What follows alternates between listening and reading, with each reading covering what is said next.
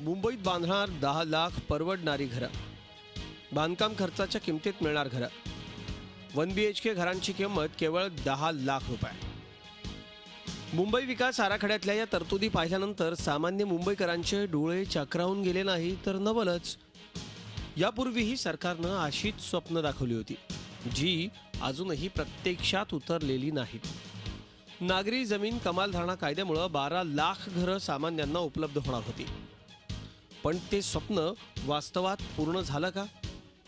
कारण मुंबईत पुनर्विकासाअंतर्गत बांधलेल्या बिल्डिंग्जमधला सरप्लस एरिया नियमानुसार बिल्डरनं म्हाडाला हस्तांतरित करणं गरजेचं असतं. त्यापैकी सुमारे 5,500 फ्लॅट बिल्डरांनी म्हाडाला दिलेलेच नाहीत. आता BMC म्हणते की नवी 10 लाख परवडणारी घरं बिल्डर्स बांधून देतील. यावर विश्वास ठेवायचा तरी कसा?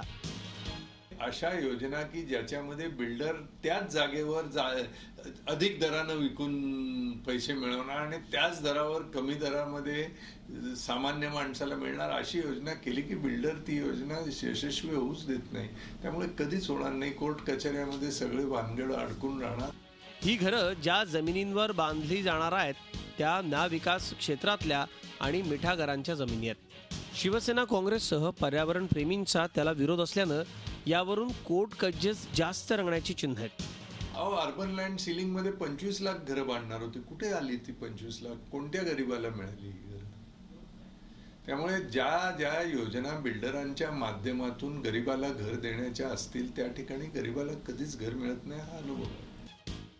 मुंबईत सामान्य लोकांना परवडतील अशी स्वस्त घरं बांधण्यात सरकार कमी पडलंय. आता तेच शिवधनुष्य उचलण्याचं मुंबई महानगरपालिकेनं ठरवलंय. BMCने दाखवलेलं हे गाजर तर नाही ना? कृष्णात पाटील, झी मीडिया, मुंबई. झी 24 तास रहा एक पाऊल पुढे.